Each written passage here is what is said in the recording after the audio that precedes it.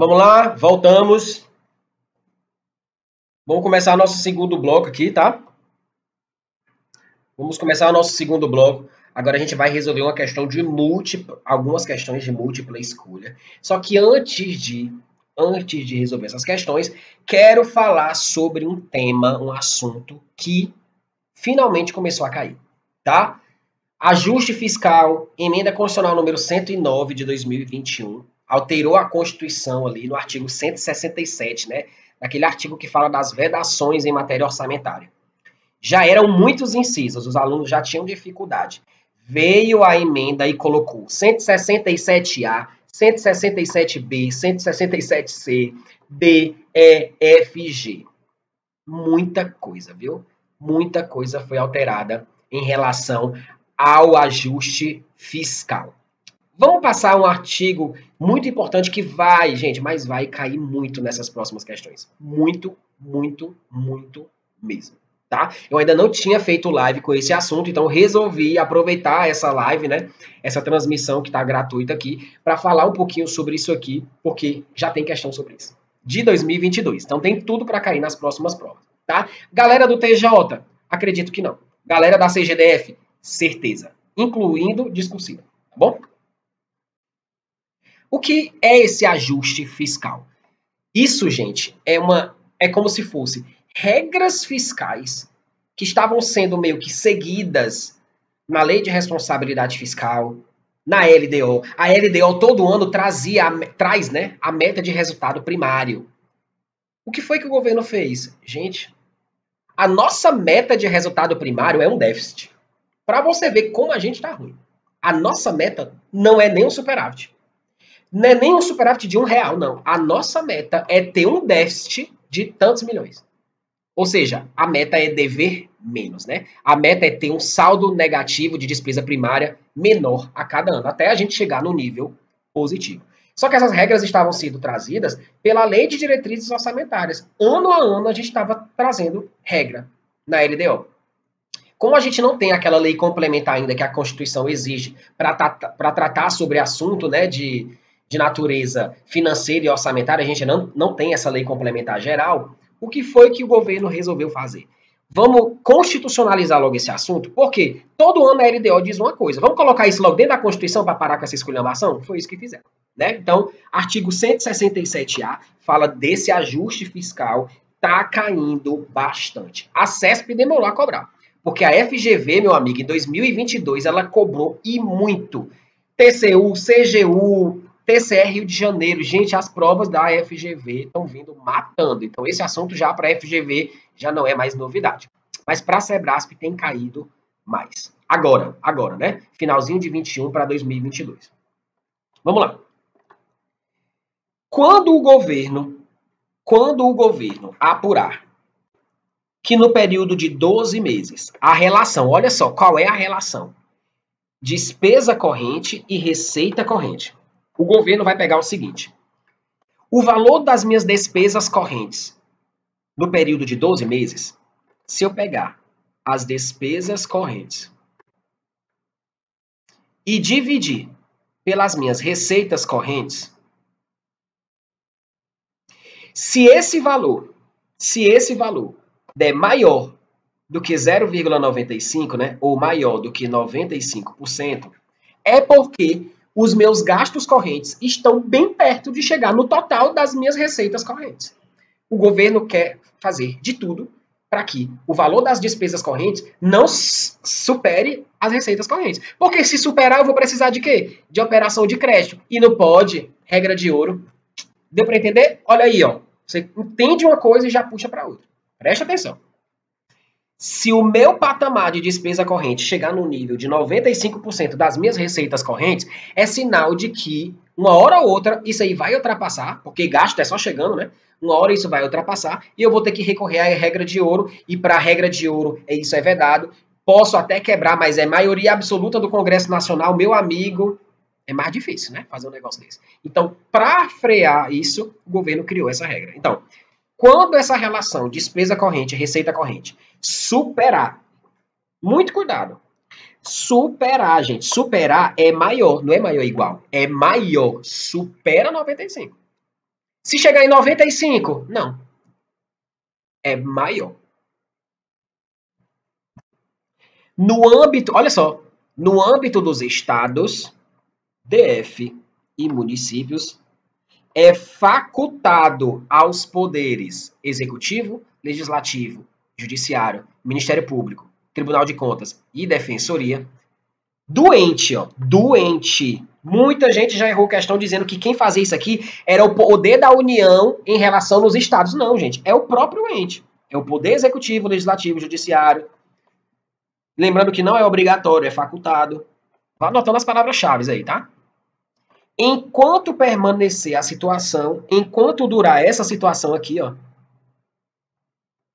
aplicar mecanismo de ajuste fiscal. O que é o mecanismo de ajuste fiscal? É o poder ficar vedado de fazer um monte de coisa. Ele não pode mais fazer o quê? Conceder qualquer vantagem, aumento, ajuste, aumentar a remuneração. Não pode. Aí vem, exceto os derivados de sentença judicial transitada em julgado ou de determinação legal anterior à data dessa modificação na Constituição. Meu, gente, isso aqui já meio que estava na Lei de Responsabilidade Fiscal. Só ganhou o quê? Uma constitucionalização. Lembra do limite prudencial? Parece muito. Isso aqui também está lá, no limite prudencial. Não pode criar cargo, emprego ou função que implique aumento de despesa. Você está vendo alguma exceção aqui? Sem exceção. Sem exceção. Alterar a estrutura de carreira que aumente despesa. Gente, tem sempre que procurar que aumente despesa. Também não tem exceção. Eu lembro, gente, que quando saiu essa emenda, todo mundo acabou com os concursos públicos. Não vai ter mais concurso, não vou mais chamar ninguém. É o governo, não sei o quê. É o vampiro, é não sei o quê. O Brasil vai morrer. Eu não vou mais estudar. Eu vou voltar para a iniciativa privada. Eu vou vender minha arte na praia. Todo mundo falando, né? Porque é assim, gente, desde 2013 que eu estudo para concurso. E todo ano tem um boato de que concurso vai acabar. Não é não? Todo ano. Aí o concurso vai acabar. É o governo, não sei o quê. Aí sai uma lei e o pessoal, quando saiu essa emenda aqui, todo mundo dizia que não pode mais ter concurso. Porque geralmente, gente, o governo fica aqui, ó. Geralmente o governo tá aqui na tampa. O governo só não tá nessa situação aqui, basicamente, gente, no começo do ano. Com isso aqui, o negócio pretende mudar, né? Eu acredito. Então, quando saiu essa emenda, muita gente ficou falando, meu Deus, não pode admitir, não pode nomear ninguém mais. O pobre da galera que passou nunca mais vai ser chamada. Não, gente. É vedado fazer admissão ou contratação de pessoal, só que tem as ressalvas. Ressalvas, o quê? Reposição de cargos de livre nomeação e livre exoneração. E olha, que não aumente despesa, tá? Por exemplo, cargo em comissão. Gente, se eu quero tirar uma pessoa comissionada e colocar outra, qual é o aumento de despesa que vai ter aí? Nenhum. Então isso pode, gente. Tranquilo, tranquilo. OnlyFans também, né? Não. Meu povo, isso! Vai ter que ir pro OnlyFans. Aí muita gente foi, viu? Muita gente foi. E deixa eu dizer, tá ganhando muito mais do que a gente no concurso. Muito, muito mais. Muito mais. Mas é aquela coisa, né? Dom. Né? Precisa de todo um aparato visual, né? Tu imagina eu no OnlyFans, socorro. Gente, eu volto pedindo. É pagar para participar, né? Coragem, coragem, coragem. Então vamos lá. O que é que pode? Ou seja, o que é que está ressalvado? Cargo de livre nomeação e livre exoneração, né? Os cargos comissionados. Olha aí, gente, reposição decorrente de vacância de cargos efetivos ou vitalícios. Meu amigo, 90% dos concursos são feitos para isso aqui, para repor vacâncias em decorrência de cargo efetivo ou vitalício. Gente, se vaga um cargo efetivo, aquele cargo precisa ser preenchido, até que ele seja extinto. Então, gente, muita gente falou, meu Deus, não vai ter mais concurso. Claro que vai, olha aqui. Se for para repor, pode. É diferente, por exemplo, o que é que não pode numa situação dessa? O tribunal criar 100 novos cargos e nomear 100 pessoas. Aí, gente, ele está fazendo criação de cargo. É diferente, que não pode. Criação de cargo não pode. Agora, reposição de cargo pode. Contratação temporária pode também, tá? Para aqueles servidores temporários, né? Naquele regime especial de contratação de direito administrativo. Reposição temporária, prestação de serviço militar e alunos de órgãos de formação de militares pode também. O que é que também não pode? Voltamos para o que não pode, tá? Vou mudar a cor para vocês não... Ó. Tudo aqui é o que não pode. Em verde é o que fica ressalvado. Aí volta. Não pode realizar concurso, exceto para reposição de vacâncias previstas no inciso 4. Qual é o inciso 4? Aqui. As vacâncias decorrentes de cargo efetivo ou vitalício. Pode. E lembra, gente, que tudo isso aqui é facultado. É facultado ao ente. É facultado ao ente. Agora presta atenção. É um facultado meio que com a faca no seu pescoço. Meu amigo, você faz se você quiser. Mas enquanto você estiver nessa situação, você está impedido de fazer isso aqui. Fazer isso aqui o quê? Daqui a pouco a gente vai ver. O que é que ele está proibido de fazer enquanto ele estiver naquela situação? A gente vai ver daqui a pouco. O que é que ele não pode fazer? Isso aqui, gente, isso aqui são as medidas que vão ser tomadas para que ele saia da situação dos 95%. Tá? Tudo isso que eu estou elencando aqui é porque tem gente que faz uma confusão. Tudo isso que eu estou enumerando aqui é o mecanismo de ajuste fiscal. É uma maneira de o governo sair desses 95%. Ele fica facultado, ele faz isso se ele quiser. Então, essas medidas aqui, o governo faz se quiser. Mas se ele não fizer, enquanto ele estiver nos 95, ele vai ser proibido de fazer duas coisas. Daqui a pouco eu digo o que é. Tá bom? Então, tudo isso que a gente está vendo aqui são medidas de ajuste fiscal. O inciso 6 diz que também, ó, fica vedado, né, como medida. Majorar auxílio, vantagem, bônus, né? Aumento de despesa, gente, tá? Mesmo esquema, exceto decisão transitada em julgado ou de alguma decisão que foi decorrente de lei anterior a essa alteração de 2021. Não posso criar despesa obrigatória de caráter continuado da Lei de Responsabilidade Fiscal sem vedação, tá? Não posso adotar medida que implique reajuste de despesa obrigatória acima da inflação. Por quê? Porque se for acima da inflação, eu vou precisar me recorrer, né, às regras do artigo 17, que é despesa obrigatória, lá da LRF. Então, também não posso. Criação ou expansão de programas e linhas de financiamento, também não pode. Concessão ou ampliação de incentivo ou benefício de natureza tributária. As renúncias de receita tributária, não pode. Pronto. Aí, gente, o que era ruim ficou pior. O parágrafo 1º do 167A traz o seguinte, olha só. Quando aquele percentual superar 85 e não chegar nos 95, ou seja, quando tiver entre 85 e 95, nesse intervalo aqui, o governo já pode abrir o olho, ele já pode fazer algumas coisas, não é? Preste atenção. O que é que ele pode fazer?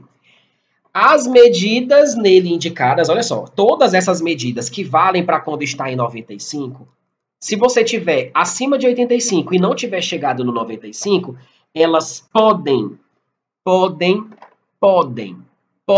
ser, no todo ou em parte, implementadas, olha só, não é por lei não, gente, é por ato do Poder Executivo. Decreto, com vigência imediata. Aí fica facultado aos demais poderes implementar também. Então veja, quando o poder atinge os 95%, ele fica facultado a fazer aquelas medidas lá. Se ele tiver maior do que 85 e não tiver chegado no 95, o executivo pode implementar aquelas medidas de maneira voluntária, por ato próprio. Agora, cuidado, esse ato próprio, ele deve ser submetido ao Poder Legislativo em caráter de urgência. Ele vai ser apreciado o quanto antes, tá bom? Se esse ato não for apreciado em 180 dias, ele perde a eficácia. Se ele for rejeitado pelo Legislativo, ele perde a eficácia. Agora, preste atenção, mesmo que ele perca a eficácia, durante o período em que ele estava valendo, mantém-se a validade de todos aqueles atos praticados naquele período. E verificando-se a hipótese que não, né, do parágrafo 1º, ou seja, verificando-se que ele voltou a ficar menor do que 85, é o que está aqui no inciso 3. Se ele ficar menor do que 85, ele não precisa mais. Por quê? Porque o parágrafo 1º diz, quando ele tiver maior do que 85 e menor do que 95. Quando ele estiver abaixo de 85, ele não precisa mais. A apuração do que diz respeito a esses limites é feita a cada bimestre. Claro! Onde é que ele vai ver isso? Relatório resumido de execução orçamentária. É lá que tem os balanços, né? Os balanços da receita, da despesa, por categoria, por origem, por fonte. É lá. Olha só. Tudo que está nesse artigo, que artigo é esse, professor? Já me perdi. 167A. Tudo isso que está no 167A não constitui obrigação de pagamento futuro pelo ente e não revogam, não dispensa, não suspende o cumprimento das metas fiscais e constitucionais elencadas na LDO, na Lei de Responsabilidade Fiscal e na Constituição Federal. Então, essas restrições vão ser aplicadas, mas as regras fiscais também têm que continuar sendo aplicadas, tá? Não é porque a Constituição diz isso que eu vou deixar de aplicar a Lei de Responsabilidade Fiscal, não. É o que está na Constituição, mais o que está na LRF, mais o que está na LDO, mais o que está no regulamento. Parágrafo 6º. Ocorrendo-se a hipótese do que trata esse artigo, professor, tem que tomar cuidado, viu? Porque quando ele fala desse artigo, é dos 95. Quando ele fala do parágrafo 1º, é dos 85. Tem que ficar cuidado porque você perde o referencial, né? Ocorrendo-se a hipótese do artigo 95, até que todas as medidas nele previstas tenham sido adotadas, ó, veja só, é aqui que o governo diz, faz se quiser, mas a faca está no seu pescoço. Por quê? Porque diz assim, ó, até que todas as medidas nele previstas tenham sido adotadas por todos os poderes e todos os órgãos dentro daqueles poderes. Enquanto não forem implementadas aquelas medidas, que é facultativo, né? Mas está com a faca ali, faça, meu amigo, faça. Porque se você não fizer, você não pode receber nenhuma garantia de outro ente. Ou seja, ele não pode fazer, não pode conceder nenhuma garantia ao ente envolvido naquela situação.